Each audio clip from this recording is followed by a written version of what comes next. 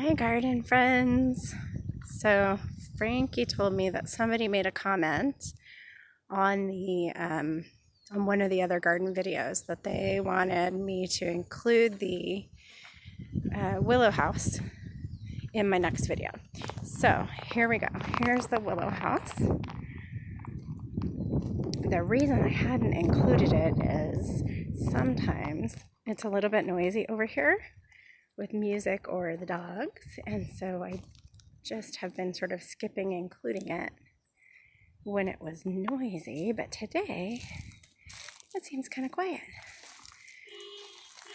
Oh, there goes somebody's car. So I hope you are all doing well. This willow house looks amazing.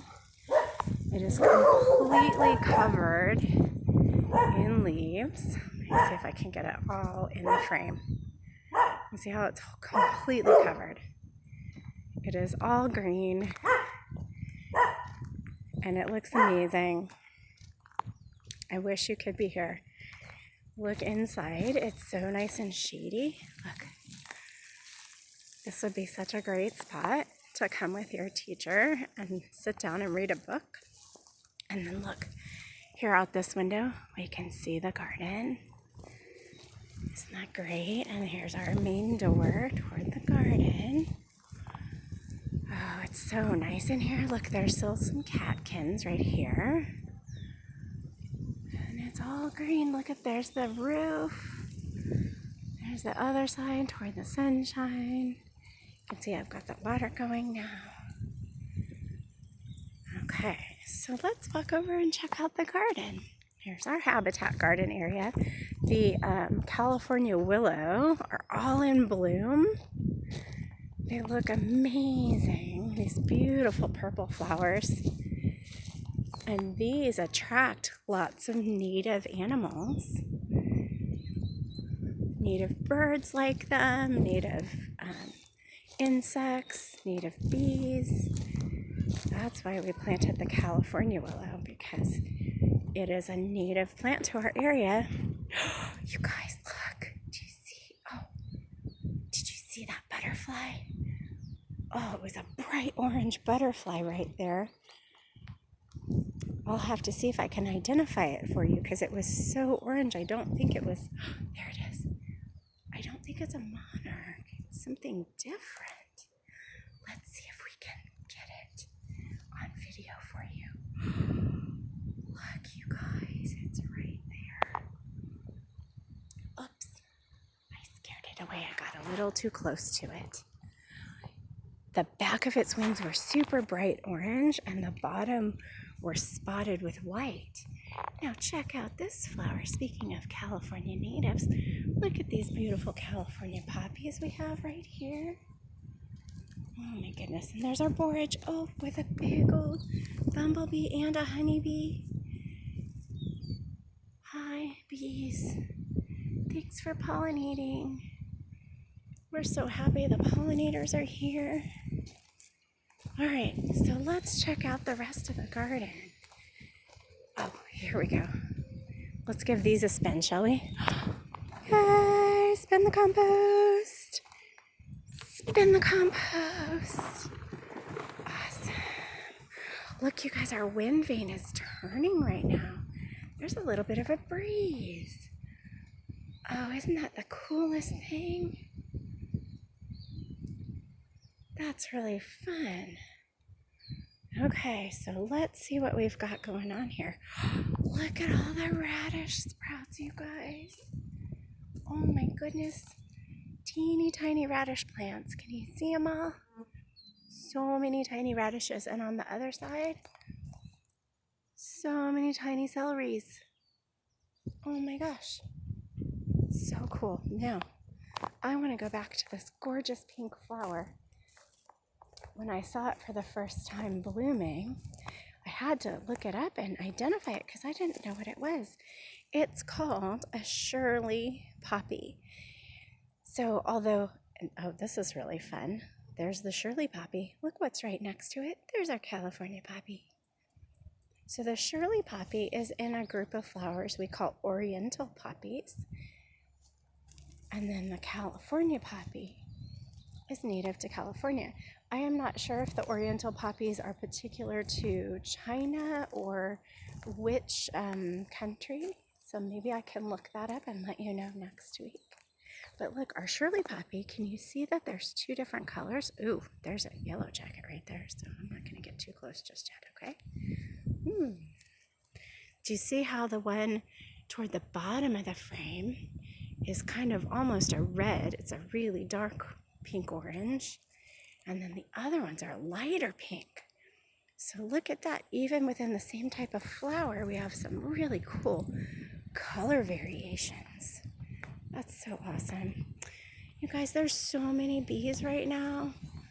There's honeybees and there's bumblebees, and they are loving all of the flowers. I wish you could be here to see all of these flowers. Oh, now this purple broccoli has decided it is too warm for him to grow, and he has sprouted up, and what's happening is he's starting to make seed. All those little tiny bits are going to make seed if we don't harvest it and eat it. This purple broccoli still has what we call a head. Remember, broccolis are sort of, or they call it a crown.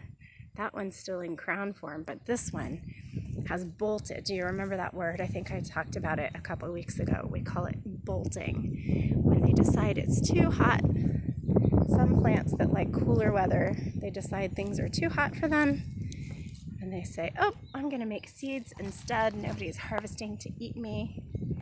There's an interesting one that's sort of in between the bolting stage, right?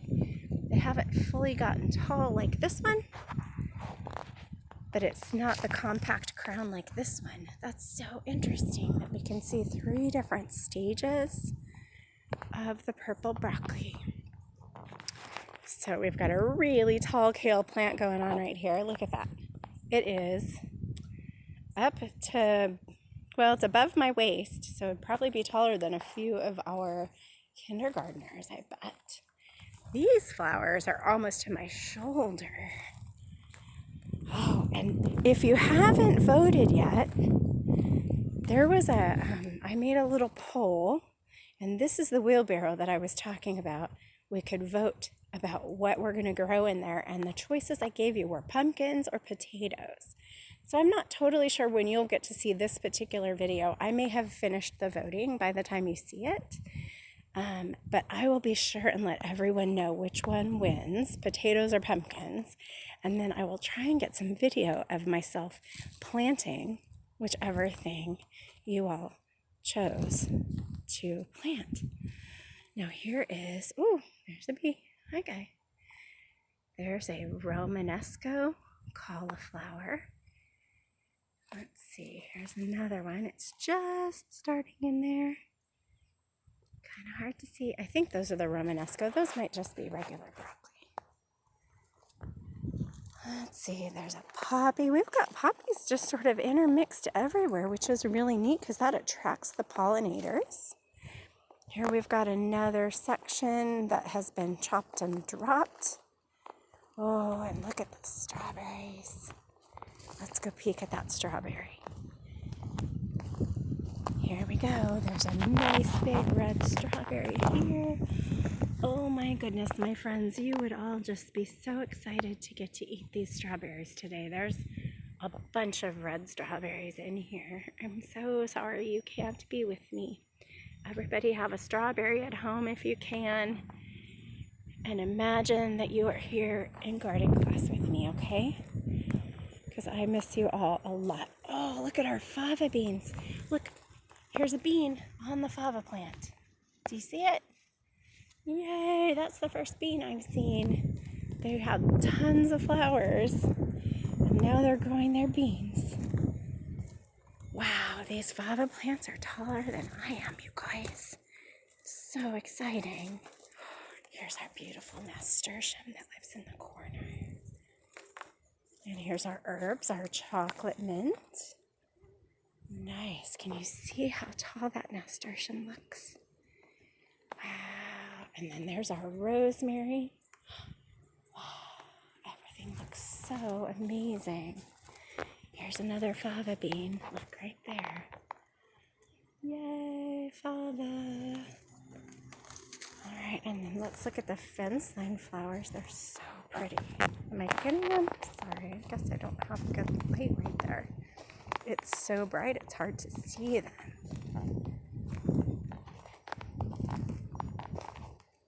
Awesome.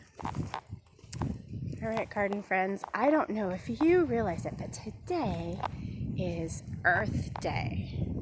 So maybe not the day you're watching this video, but the day I'm shooting this video. It's Wednesday, April 22nd, and it's Earth Day.